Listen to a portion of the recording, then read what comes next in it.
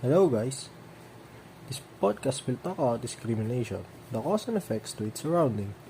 Now, before we go into the cause and effects of discrimination, we must know first the value or importance of this topic. A lot of people, not only the Philippines but in the whole world, experience discrimination. So, for some context, some reference, what is discrimination? Discrimination is the unjust or prejudicial treatment of different categories of people or things, especially on the ground of race, age, or sex.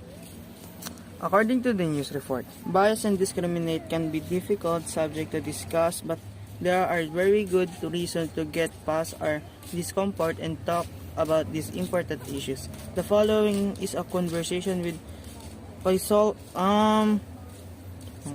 psychologist Gwendolyn Keita, former executive director of APAS Public Interest directly about how and why to have open dialogues about discrimination. This conversation was originally published to convince with the release to APES report.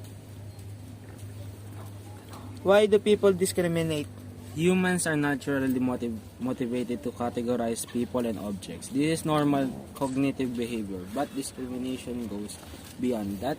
Research shows that the attitudes of people who discriminate are a reflection of a complex set of factors, including their history, socio-cultural practices, economic forces, and sociological trends, and the influence of community and family belief.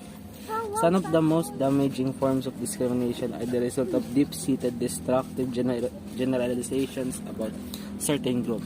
In such cases, people harbor unrealistic, disparaging beliefs about a group and its members, while also maintaining a sense of the moral or intellectual superiority of their own group. These individuals are consciously aware of their negative emotions toward members of the group and the intent to harm, disadvantage, or avoid them.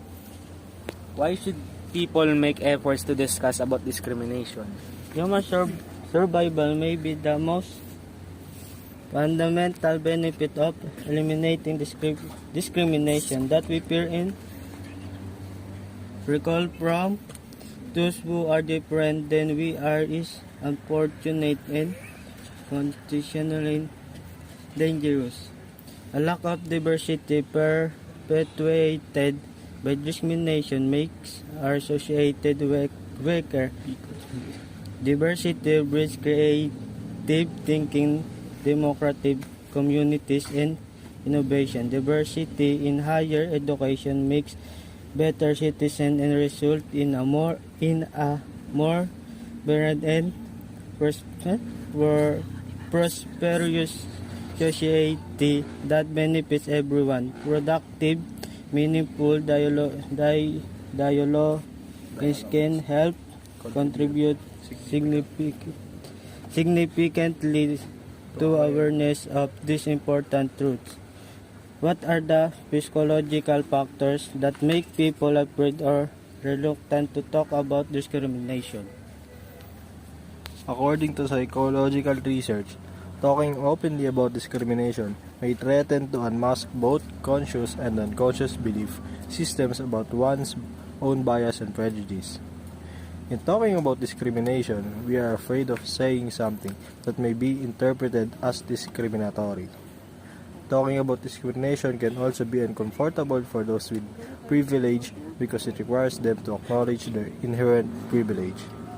Even if they consider themselves unbiased, they have to acknowledge they benefit from the system that keeps discriminatory practices in place.